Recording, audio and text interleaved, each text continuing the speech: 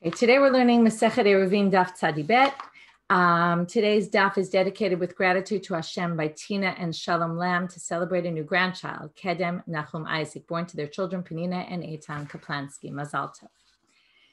We are going to start at the bottom of the very bottom of Tzadi Aleph Amud Bet. Just to review what we discussed yesterday, at least after the beginning section of the daf, the latter part of the daf was dealing with Rabbi Shimon's opinion that one can carry from any of these domains that people don't generally use, Chatzer to Karpaf to Gag, right? One can carry from one to the other. And we had two approaches. We had Rav versus Shmuel and Rabbi Yochanan.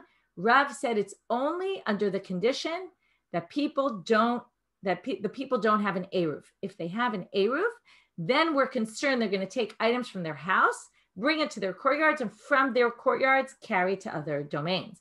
And that's not allowed. Remember, Rabbi Shimon in the Mishnah specifically said, the only thing that people can carry from Gag to Chatzer to Karpaf, etc., are only items that were there when Shabbat started. So in this case, there's going to be all sorts of items. Potentially, Rav says, there's going to be many more items in the courtyard because people will take items from their house and bring them out, and then they'll get confused which were here before Shabbat, which weren't here before Shabbat, and they might end up carrying them.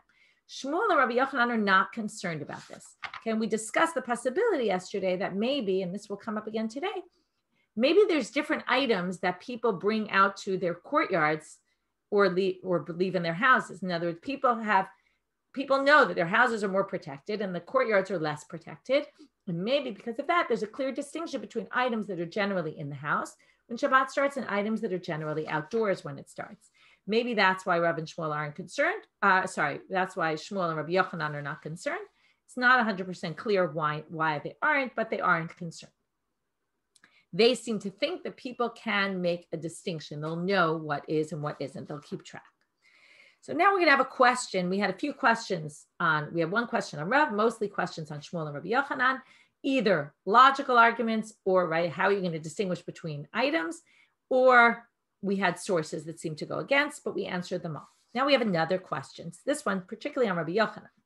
Even though he and Shmuel say the same thing, you'll see why this is a question only on Rabbi Yochanan. Amar le Ravina le Ravashi. Mi amar Rabbi Yochanan hachi? Did Rabbi Yochanan really say this? V'hamar Rabbi Yochanan halacha kistam mishnah. We have a general principle that Rabbi Yochanan always holds like a stam mishnah. What's a stam mishnah? It's a mishnah that doesn't have a particular author, right? It's not said in anybody's name, and there's no argument about it. So when there's just a regular mishnah, Rabbi Yochanan paskins that way. So why does that create a problem? Because it says, it says in the mishnah, and this is a mishnah we've seen already a number of times, Kotel shebein shtei chatzerot. If you have a wall between two courtyards, gavoa asara verochav arba'a. Remember, we called this a reshut yachid because it's 10 high, 4 wide. Me'arvin shnayim ve'em marvin echad. Those chatzerot are separated by this reshut yachid. This one can make an eruv by itself, and that courtyard can make an eruv by itself, but they can't make an eruv together.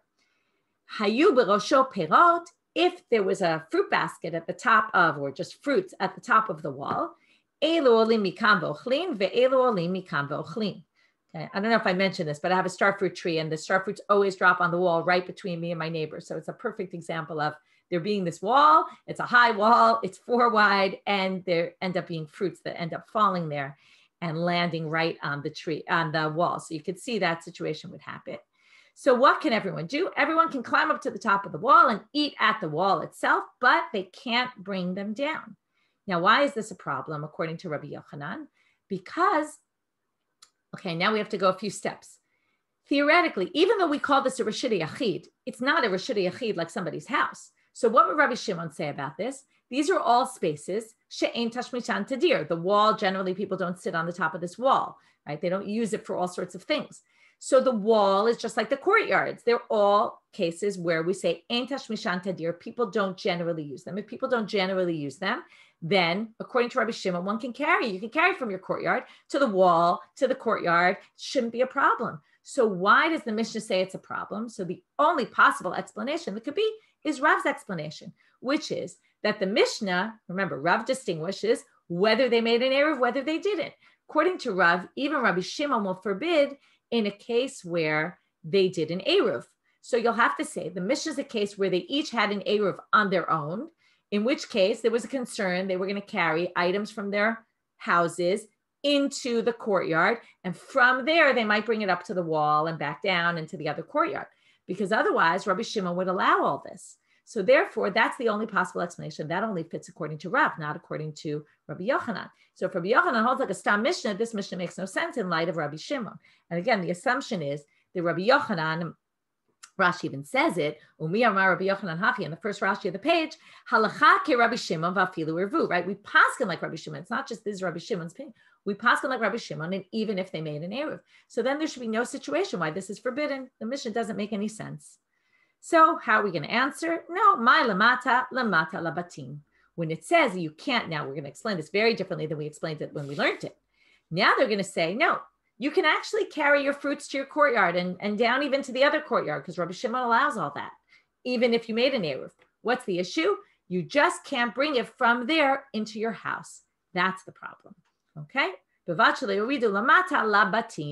just can't bring it into your house, because everyone agrees your house is not allowed. It's only between areas like courtyards, roofs, enclosures, right? Walls, things like that. So that's what you'd have to say the Mishnah means. So now they're going to say, how could you say the Mishnah means this? Because Hatani Rabbi Chia, didn't Rabbi Chia have a braita about this? I want to remind you who Rabbi Chia is in this context anyway. If you remember, Rabbi Yehuda Nasi is known for editing the Mishnah. Rabbi Chia is known for editing the Tosefta. And the Tosefta sometimes comments on Mishnayot, whether he was commenting specifically on the Mishnayot that Rabbi Yehuda Nasi put in, or just in general, he was commenting about the same cases. Often the Tosefta is similar to the Mishnah.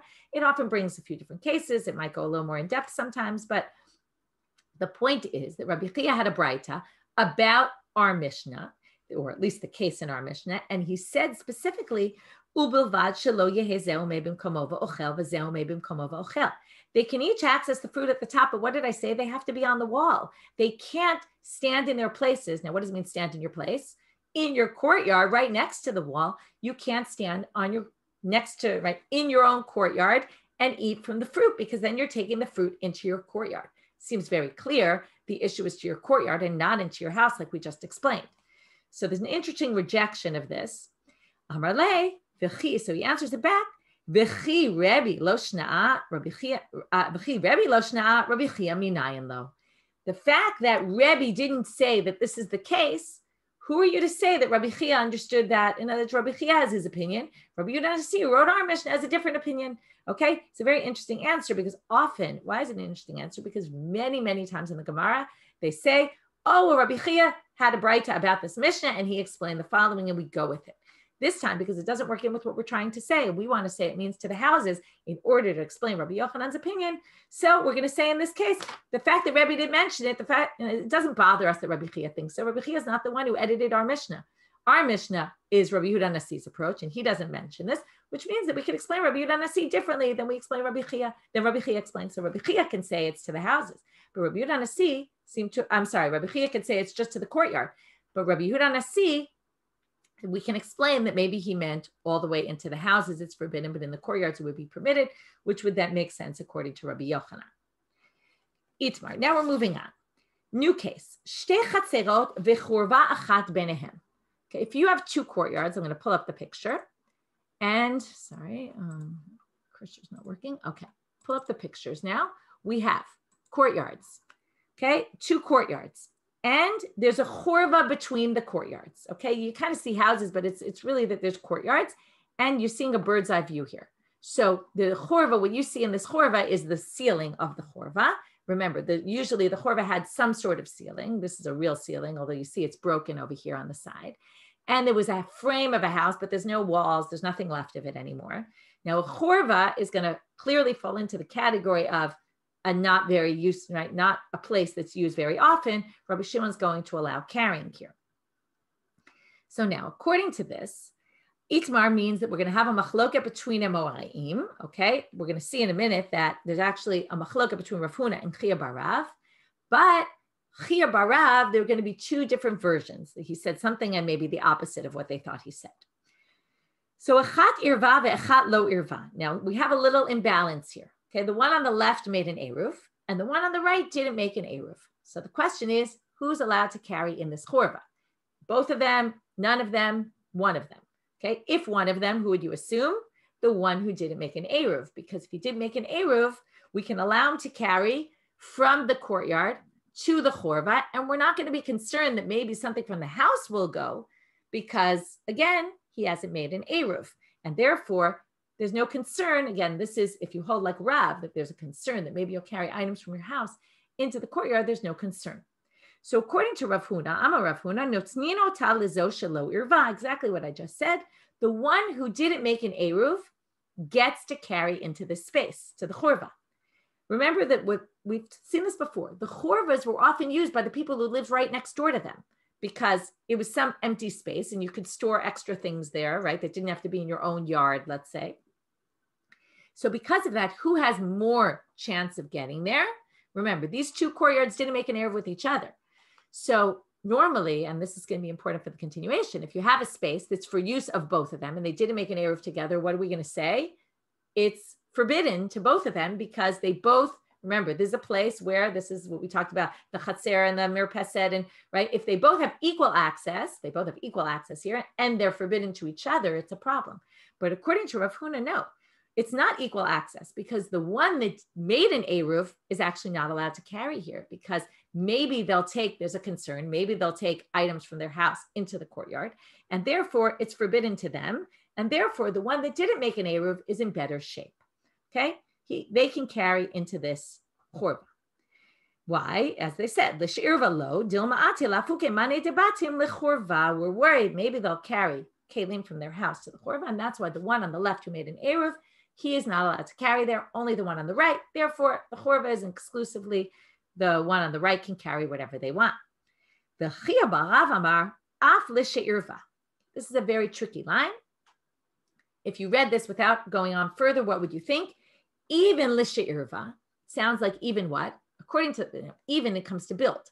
The first person, Rav Huna, said the one Shelo Irvam, the right, they can carry into the chorva. Afilu She'irva sounds like even the one who made the Eruv can also carry into the chorva. But that's not the first way we're going to understand Chia Barav. First, they're going to understand Af L'She'irva U'Shtehen Asuot. Now, what's the logic? And I specifically told you this 2 minutes ago, so you'd understand this logic easily. Because Af L'She'irva means even the one who made an Eruv is allowed access into this chorva. Once the one who made an Eruv is allowed access, and the one who didn't make an Eruv is allowed access, again, they forbid each other. And therefore, both are forbidden to go into this courtyard because the courtyard is of equal use to both. Okay, that's the first way of understanding. Now, basically, they all knew the Chia Barav said Shtehen Af L'She'irva, but they didn't know whether he meant that both are forbidden or both are permitted. So now they're going to say, how do we know that what he meant was Shtehen Asurot? It's not his words that say this. Now remember, Chia Barav is the son of Rav. So we're talking about Rav. Remember Rav, and as we're assuming he goes with his father. And his father had said that when you made an Eruv, you're not allowed to carry. We're worried about you carrying. So we would have thought it matches more what Rav Huna said. So we're going to have to explain this. Why must he be saying Shtehen Asurot?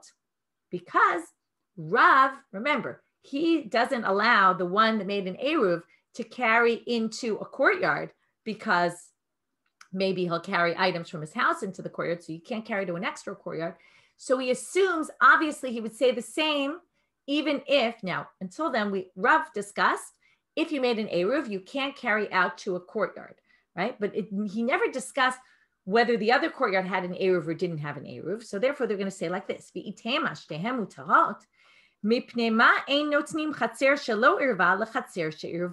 if we take this case and we apply it to the case of Erev and Lo Erev by courtyards, where Rav basically says in courtyards, one can't carry it from one courtyard to another if you made an Erev. Remember, Rabbi Shimon allows courtyard to courtyard without a problem. Rav said only if you didn't make an Eruv. If you made an Eruv, you can't. Now here, the Gemara is saying, if you're going to say even l'she'irva, and we're talking Rav doesn't allow me she'irva in general, and if you're going to say maybe in this unique case, because the other one didn't make an Eruv, you can, but he didn't make that distinction in the Chatzer case.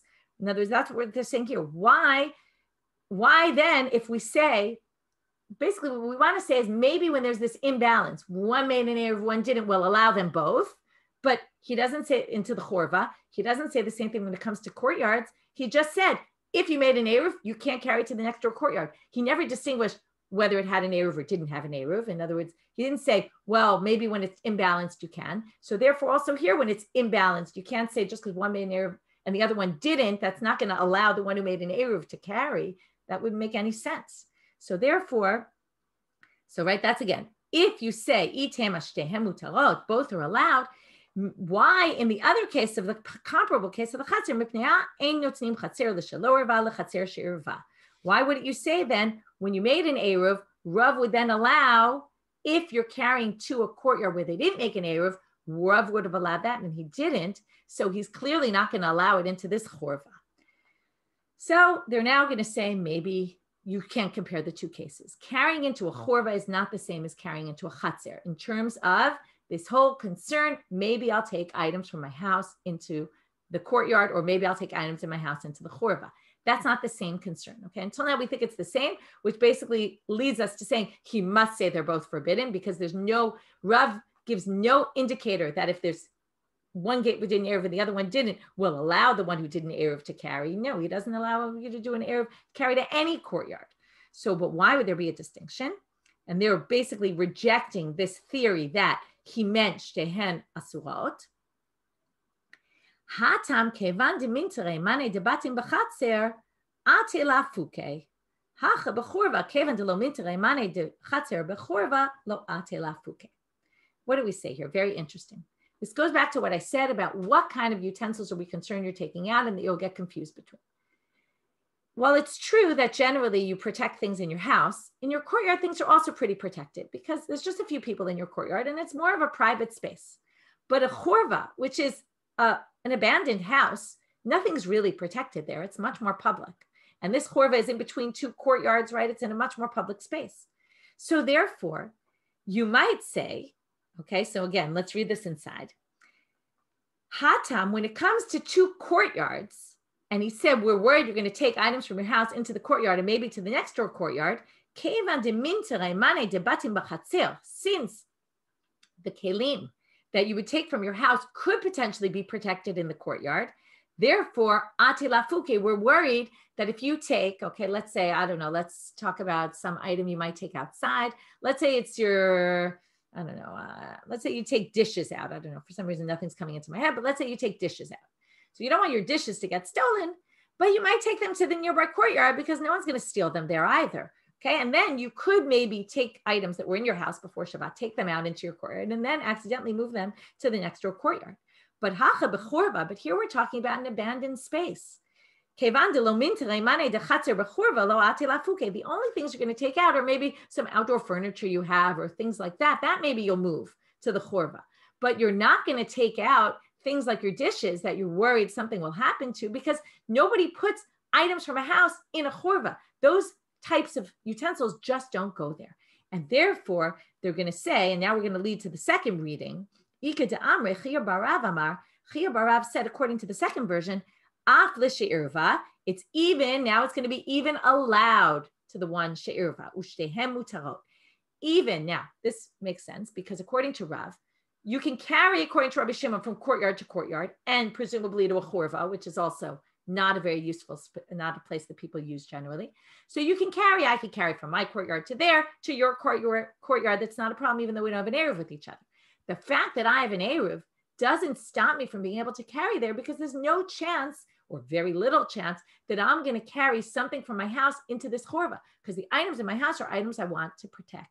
And those kind of items I would never put in a chorva in any case. So therefore, Rav Chia Barav can be saying, even according to Rav, that both are allowed to send into the chorva. Both can put their items in the chorva, even the one who made an Eruv.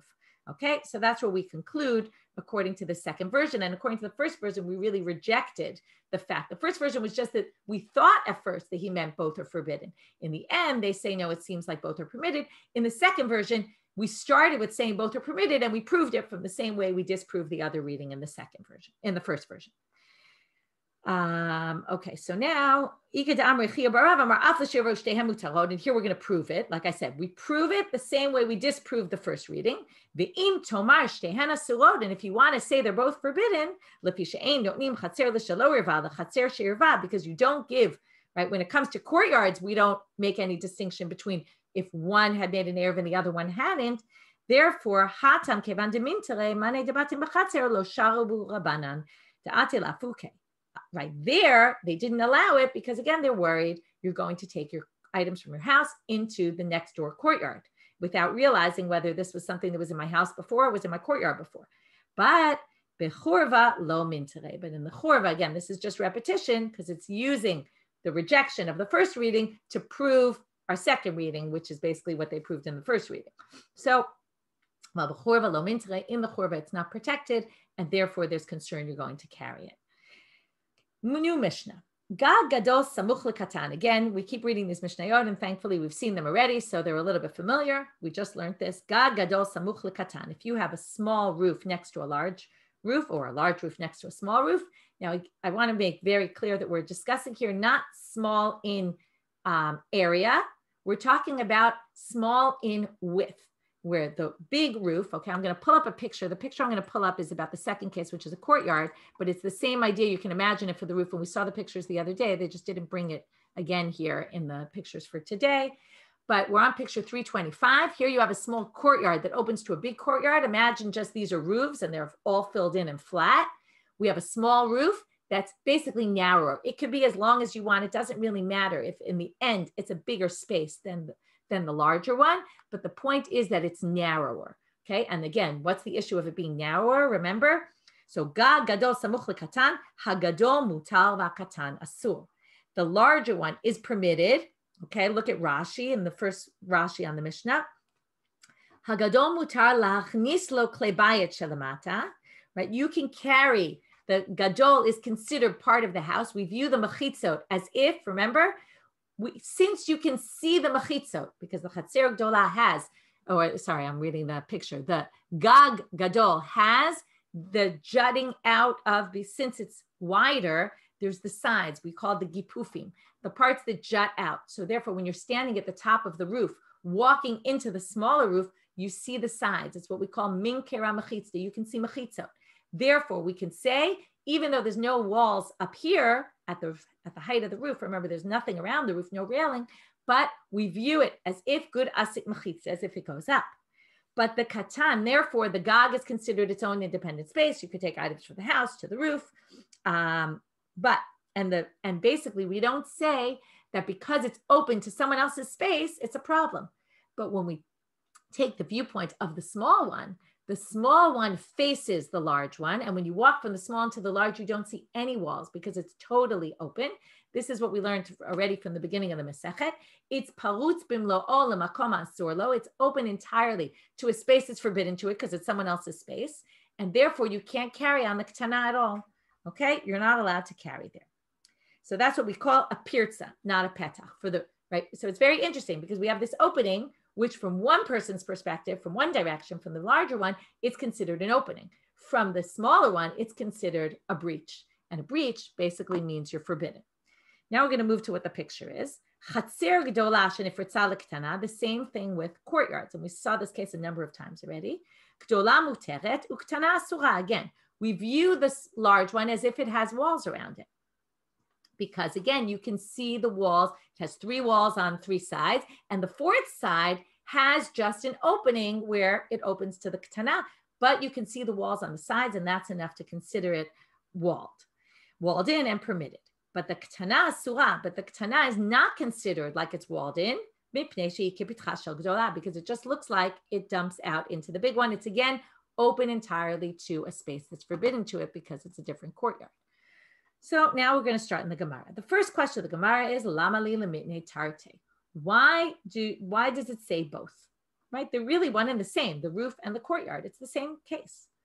So they basically say LeRav and LeShmuel, we're going to explain each one. Remember Rav and Shmuel with the good asik mechitzta. Let's just review. Rav and Shmuel both agree that when you see the mechitza, when you're on top of both roofs and you go from roof to roof and there's space in between both, and you can therefore see the walls of the house below, everyone says good asik mechitzta. We can imagine that the mechitzot go all the way up, which means my roof is separate from your roof. I could carry on mine. You could carry on yours as much as you want. It's a private domain.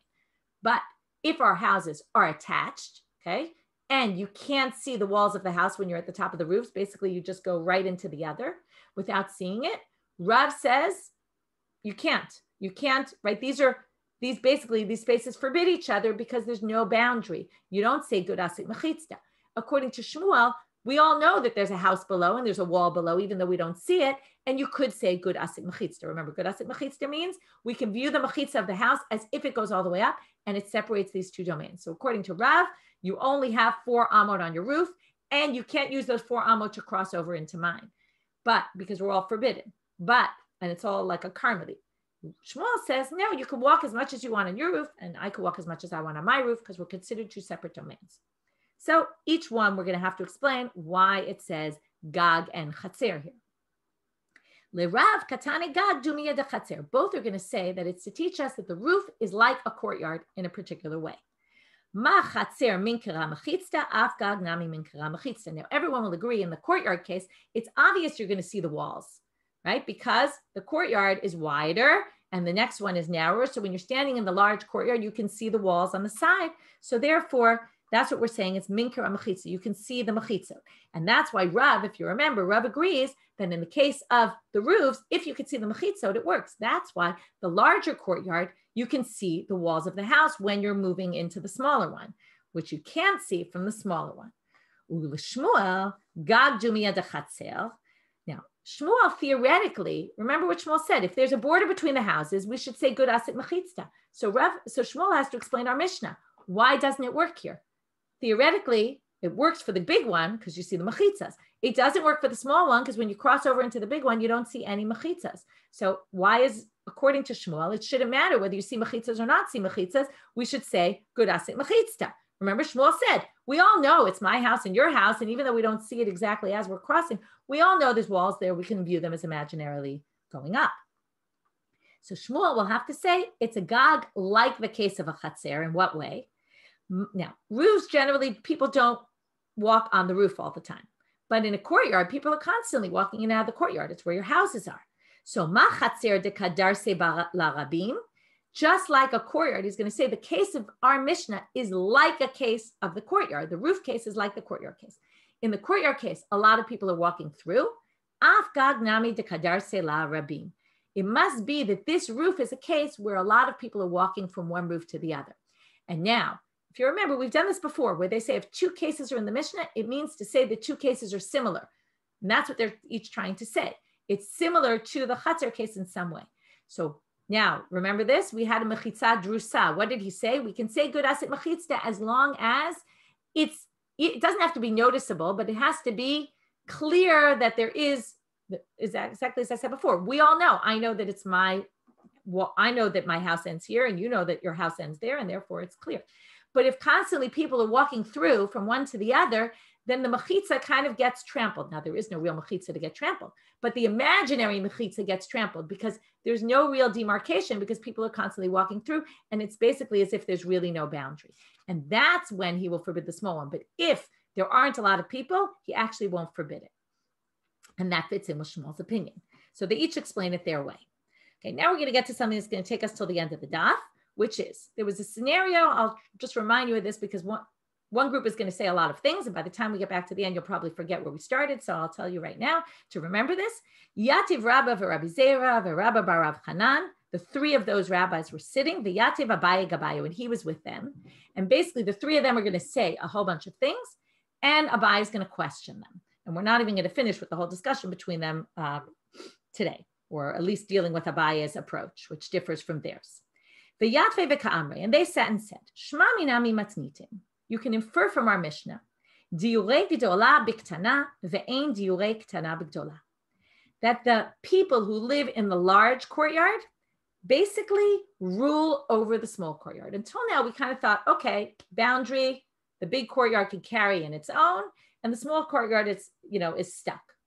But now we're going to basically say that they infer from our Mishnah that the people in the large courtyard are allowed, they kind of rule over the small one. The small one is secondary to them. Okay, we're going to have to see what this means. But ein diurei ktana b'gdola, but to the people in the small courtyard, they don't rule over the people in the big courtyard, right? They're just kind of stuck from them, but they don't rule over them. Okay, what does this mean? Ketzad. We don't really yet understand what this means. So now they're going to explain. Ketzad. We're now going to give 5 examples of totally different halachot and how it would relate to this case when you have a small courtyard and a large courtyard. Okay, I'm going to pull up a picture now. Ketzad. Sorry, every time I do that, something happens to my computer. Okay. We're now going to have a case here, picture number 326. A little background. We have an isur in the Torah. It's forbidden. Lizra sadcha kilayim. What does that mean? You can't put a vineyard, plant crops next to a vineyard. Okay, that's forbidden. How far away do they have to be? 4 cubits distance, our typical 4 cubits that we always go back to. 4 cubits distance is what we can do. More than, right? It has to be more than that. If you don't leave 4 cubits of space, it's a problem. But now we're going to say like this. According to them, that the people in the Chatzer Gdola rule over, it's as if they kind of absorb the Chatzer Ktana into their space. We're going to have a very big stringency here. Kfanim bagdola, if you planted a vineyard in the large courtyard, asur lizroa et haktana, even at more of a distance than 4 amot, because we're going to say it's as if the whole small courtyard is absorbed into the bigger, and the bigger is a vineyard. So you can't plant anything there, okay? Even if more than 4 cubits of space. V'im zara, zra'im asurin, kfanim mutarim. What happens if you plant your field kilayim? It's forbidden, but if you do it, so all of your crops are forbidden to benefit from. But something interesting happens here. What's forbidden? What you planted is forbidden because that's absorbed into the Gdola, but the Gefanim are mutarim because they're considered, right, they're kind of their own, they're okay. It's just that you can't plant in the smaller one because the bigger one kind of absorbs the smaller one. Gefanim biktana, if you plant your vineyard in the small, now again, what did we say? The small doesn't rule over the big. So if it doesn't rule over the big, what does that mean? If I have a vineyard in the small, it's as if mutar lizroa et hagdola. It's as if they're not attached. When I'm in the small, it's as if we're not next to each other because the small can't absorb the bigger into its space. So now we're going to learn, and it's going to go even farther in other halachot. It sounds like even if they're right next to each other, it's as if they're separate. Okay, and therefore you can plant anywhere you want in the larger one, and there's no problem of mixing, of planting things that are different types. Okay, now we're going to go to another case. A woman who receives a divorce, a get, she gets a get. Now, the husband has to give the wife the get. However, the halacha is that you can put it in the woman's courtyard. There's a whole debate whether does she have to be in the courtyard at the same time? Assuming she has to be in the courtyard at the time, what if she's in the big one and you put the get in the little one, or she's in the little one, you put the get in the big one? So we're going to now see. Isha bigdola, again, it's going to all depend on how you view the relationship between the two. Isha bigdola, the get biktana. Let's say the husband puts the get in the smaller courtyard and she's in the bigger courtyard. Mitgareshet, she's considered divorced because again, what did we say? If you're in the bigger courtyard, we're going to get, the first case was a little less relevant. This is a little more relevant. We're going to get to even more relevant cases very soon. I would say super relevant right now. So if the woman's in the big courtyard, then she basically is considered the owner of everything. She's considered as if she's in the bigger courtyard, the smaller one too. So therefore, if you put the get in the smaller courtyard, it's as if she's there. But Isha biktana, if she's in the smaller courtyard, which is considered, right, because it's forbidden to the bigger, and it's as if it's separate entirely. So if she's biktana, the get bagdola, then einam mitgareshet. If you put it in the big courtyard and she's in the smaller one, there's no connection between the two. Okay, it doesn't work. The connection only works in one direction. Okay, next case. Tzibur bigdola ushliach tzibur biktana. Let's say that tzibur, the community, the minyan basically, is in the big courtyard, and the shliach tzibur is in the small courtyard. This is a great discussion, especially now when people are having outdoor minyanim and in non-standard spaces, or even plexiglass, right? They're surrounded by a plexiglass space. Are they considered in a different space than the community, right? Theoretically, this could create problems. So if the Shliach Tzibor is in the small courtyard, but the community, now interesting, what's important here? You would think the Shliach Tzibor is what's important. No, it's the community, because you can't say Kaddish, all those other things without a Tzibor, without a minyan. So therefore, if the minyan is in, they're the ones who set the tone.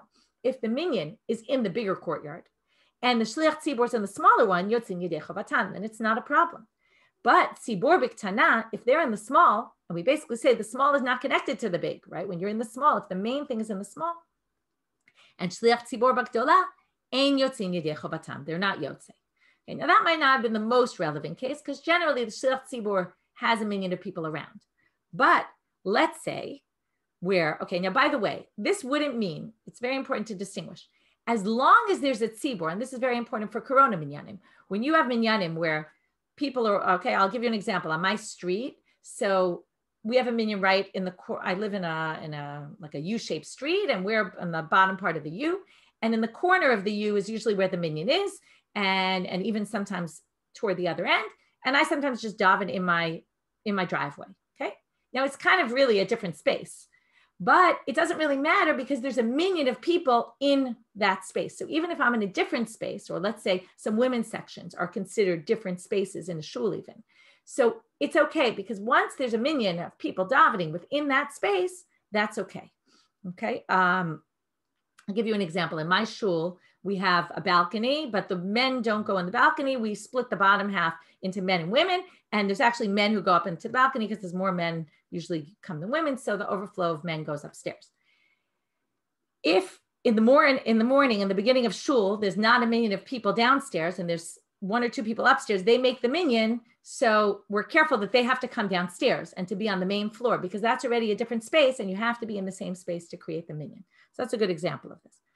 So again, now what if there's, and this is the next case, Tisha b'gdola v'yachid b'ktana. So this would be a good, it's actually a question, how you would view the balcony in the shul. Is the balcony just secondary, but it's still part of it? Is it like the bottom kind of absorbs the balcony? Then it would be okay if one person's upstairs and 9 are downstairs. So that's the same thing here. Tisha b'gdola in the big courtyard, and 1 is in the ktana. Mitzdarfim tisha.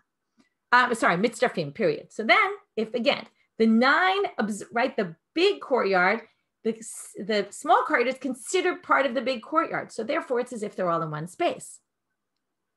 Tisha b'ktana, but if 9 are in the small courtyard, ve'echad b'gdola, and only 1 is in the big, then ein mitzdarfim, because again, the ktana does not rule over the big. You need the main group of people, right? So maybe you could say that in my shul, if 9 are downstairs and 1 is upstairs, maybe that would be okay.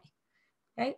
So now we get to the most relevant case of Corona. I don't know if you've experienced this, but I've unfortunately experienced it many times, which is, if you remember back in Bracha, we had a lot of discussion. You're not allowed to daven in a space where there's feces or something disgusting. So abigdola, asur likhot kriyat shema. So now you have this fascinating case, and this really, I think, highlights everything. If this happens to me all the time, I'm davening on my street, and all of a sudden, unfortunately, in Ranana, they're not so careful people about picking up after their dogs, and all of a sudden you see some excrement on the ground. So this happened in shul on Shabbat. I was davening Musaf, and all of a sudden I realized that not far from me was some dog stuff, and I didn't, I was right in the middle of Shemona Esrei, and it's really a problem. So let's say you end up with this really interesting case. You could have Tzoa b'gdola, and you're far enough away, b'ktana, but because the gdola, if Tzoa b'gdola, asur likhot kriyat shema b'ktana, since the big space absorbs the inner space, just like even if it's 4 amot distance, it doesn't matter because it's as if the whole small space is swallowed up by the big space. It's as if you're right next to it, even though you're really not. So you can't daven kriyat shema there. But Tzoa b'ktana, this is fascinating. If the Tzoa is in the small one and you're right next to it in the big one, you're allowed to daven. Mutar likrot kriyat shema b'gdola. You can daven kriyat shema in the gdola because again, this ktana is considered a totally separate space from you. So therefore, it's not a problem, okay? Even at a very small distance. So that's their approach. So they give us 5 examples of where it's important to know that the gdola basically absorbs the ktana. It's as if it's part of its space. Whereas the ktana doesn't absorb the gdola, they're considered 2 totally separate spaces. So they say to him, this is why I said, remember, it's Abaye. They were all sitting with Abaye, and they said the following things.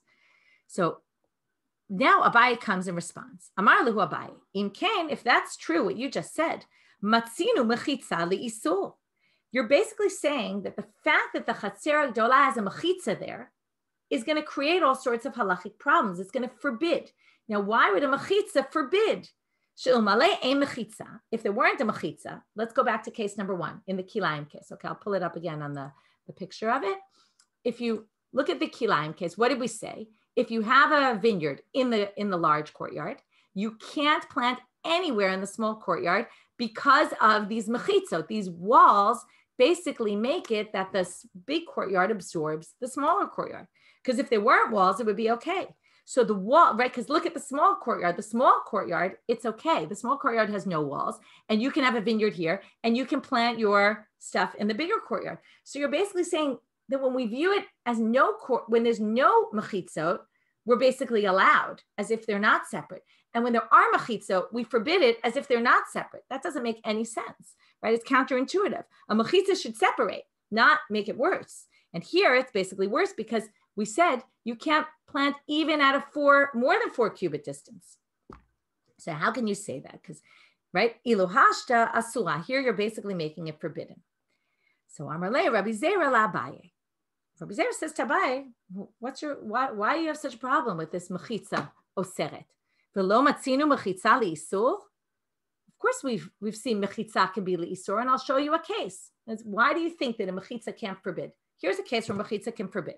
Okay, I'm moving out of picture 328. V'hatnan, it says in the Mishnah, Chatzer gdola shenifritza l'ktana gdola muter u'ktana asura. That's our Mishnah. Mipnei she'ikipitcha shel gdola, because remember, the smaller one is like, right, the entranceway for the big one. So the larger one is permitted. But what if I took those walls of the small courtyard that are narrower than the big, and let's say I extended them all the way to the far wall of the big courtyard, okay, like you see in this picture. If I put those walls, now what did Abaye say? A mechitza shouldn't forbid, make it worse. So he's going to say, I'll show you. In this case, it clearly makes it worse. If I took the small courtyard, in this case, what did we say? The bigger courtyard, because of the gifufim, are allowed to carry within. They're viewed as separate space from the small. But according to this, ilu hishvat gifufei gdola nami asura, if I extended those walls of the small courtyard and they went all the way to the end of the big courtyard, what would happen?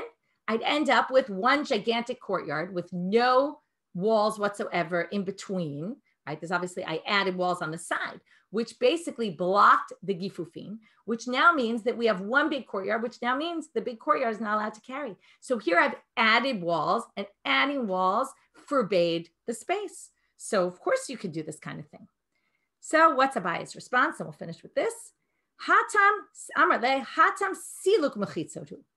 It's true you added mechitzot here, but in this case, you added mechitzot, and while you added, you blocked off and kind of dismantled the other mechitzot that existed. In other words, that's not a case of adding mechitzot like I was discussing.